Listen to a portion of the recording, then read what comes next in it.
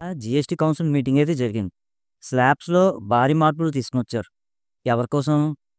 Reduction of GST from 5% to nil.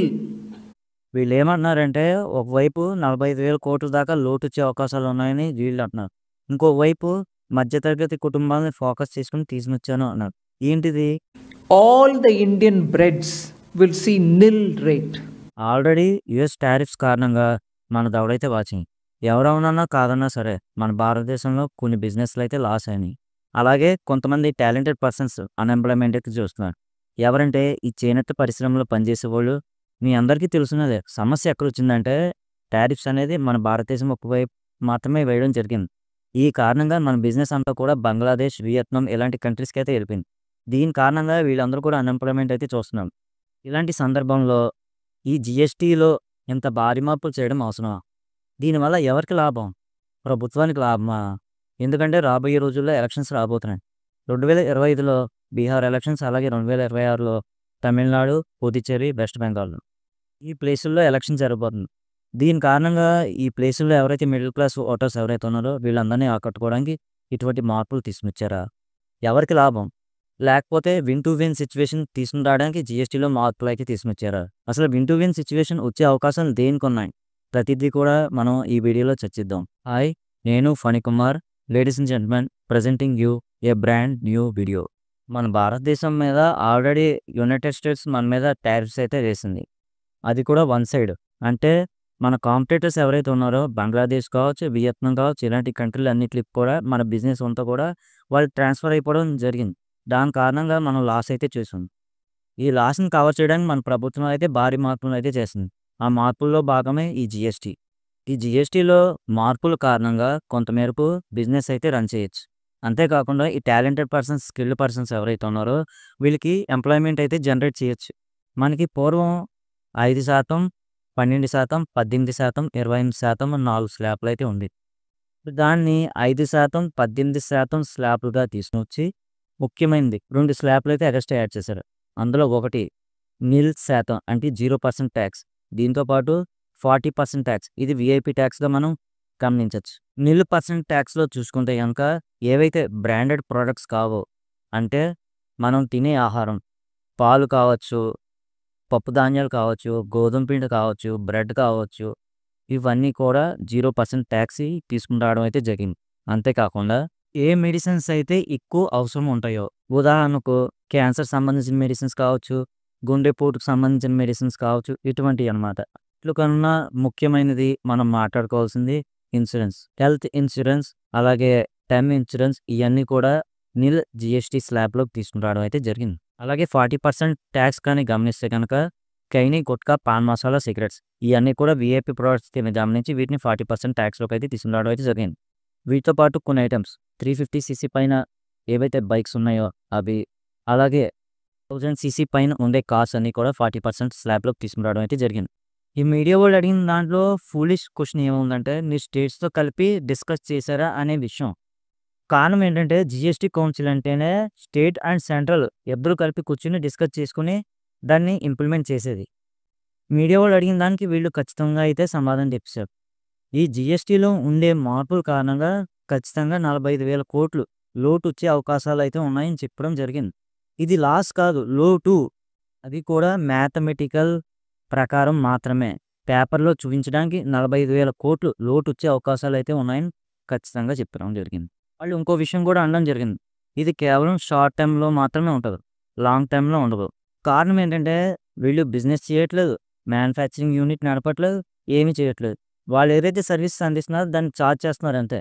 మనం క్లియర్‌గా మాట్లాడాలనుకుంటే గనక ఈ జీఎస్టీ మార్పులో ఒక 5 futures important key role play చేస్తున్నాయి. అవి ఏంటంటే consumption, compliance, create a demand of the product, reducing outflows, long term, short term benefit.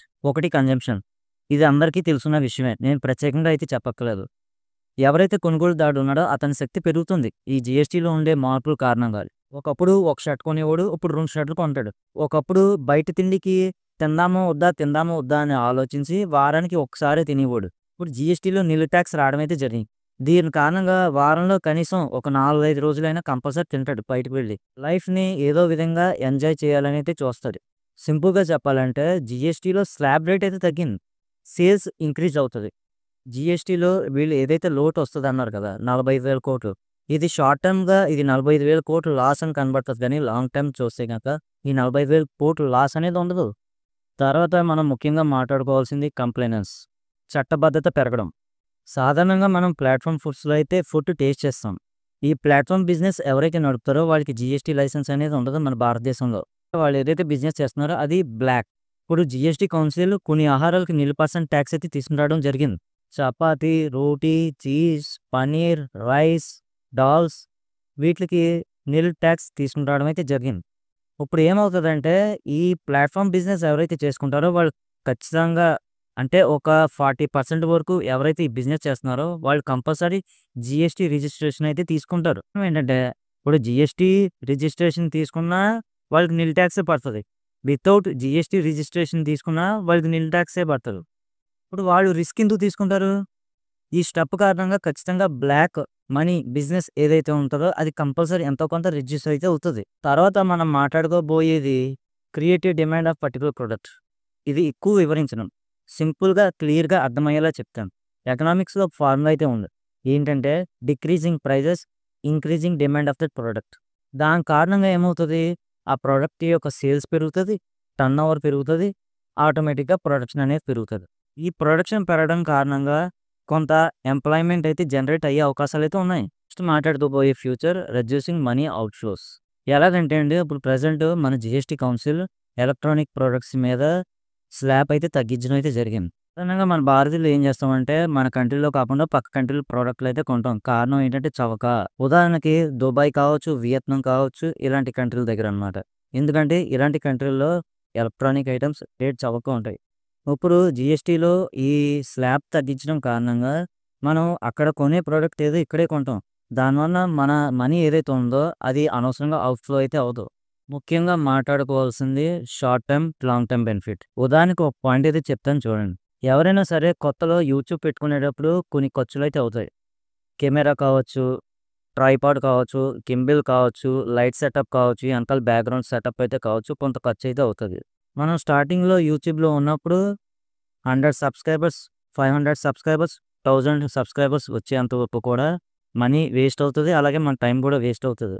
అది షార్ట్ టర్మ్‌గా చూస్తే మనకు లాస్ కిందే కనబడతది. ఆ తర్వాత 1000 సబ్స్క్రైబర్లల్ల 50,000 సబ్స్క్రైబర్స్ అవ్వడం. 50,000 సబ్స్క్రైబర్స్ అల్లా 1,00,000 సబ్స్క్రైబర్స్ అవ్వడం. 1,00,000 సబ్స్క్రైబర్స్ అల్లా 10,00,000 సబ్స్క్రైబర్స్ అవ్వడం. ఆ తర్వాత సున్నా పెరిగితే ఏంటి? అప్పుడు స్టార్టింగ్‌లో మనం ఏదైతే ఖర్చు పెట్టామో అది ఇన్వెస్ట్‌మెంట్ కింద చూస్తామా? లేకపోతే అక్కర్లేని ఖర్చు కింద చూస్తామా? ఇప్పుడు జీఎస్టీలో మనం గేమ్ చేంజర్‌గా చెప్పుకోవాల్సింది 40% స్లాబ్ ఏదైతే ఉందో అదే. 40% is a luxury slab. Game changer అనేసి ఎందుకంటున్నానంటే సాధారణంగా ఈ సాధారణ ఏవైతే ప్రొడక్ట్స్ ఉన్నాయో వీటిలో స్లాబ్ ఇంక్రీజ్, డిక్రీజ్ చేసేటప్పుడు ఈ కొనుగోలు శక్తి దగ్గర కొద్దిగా ఫ్లక్చుయేషన్స్ అయితే జరుగుతది. అది సర్వసాధారణం. కానీ ఈ లగ్జరీ ప్రొడక్ట్స్ ఏవైతే ఉన్నాయో వీటికి ఎప్పుడూ సరే డిమాండ్ తగ్గదు. వీటిని 28% చేసినా, 28% నుంచి 40% ఇంక్రీజ్ చేసినా, 40% నుంచి ఒకవేళ 50% ఇంక్రీజ్ చేసినా, 50% నుంచి 100% ఇంక్రీజ్ చేసినా సరే వీటి డిమాండ్ అనేది తగ్గదు. షార్ట్ టర్మ్‌లో గవర్నమెంట్‌కి ఏదైతే లోటు కనిపిస్తదో అది 40% స్లాబ్ కవర్ చేసేస్తది. ఎందుకంటే ఈ లగ్జరీ ఐటెమ్స్ ఏవైతే ఉన్నాయో ఇవి ఎప్పుడైనా సరే నిత్య కళ్యాణం. ఫైనల్ కన్క్లూజన్ చెప్పాలంటే గనక ఈ జీఎస్టీ మార్పుల కారణంగా ఇన్ టు విన్ సిట్యుయేషన్ అయితే జరిగింది. అక్కడ ప్రభుత్వం గెలిచింది. ఇక్కడ ప్రజలు కూడా గెలిచారు. రాబోయే రోజుల్లో దీపావళి, దసరా ఈ జీఎస్టీలో మార్పుల కారణంగా ప్రజలకి పెద్ద వరం. అదొక ఫెస్టివల్ డే. అంతేకాకుండా సేల్స్ పెరుగుతది, ప్రొడక్షన్ పెరుగుతది, మార్కెటింగ్ పెరుగుతది, ఎంప్లాయ్‌మెంట్ జనరేట్ అవుతది. ఇంకేం కావాలి? ఇది వ్యూయర్స్ నా వీడియో.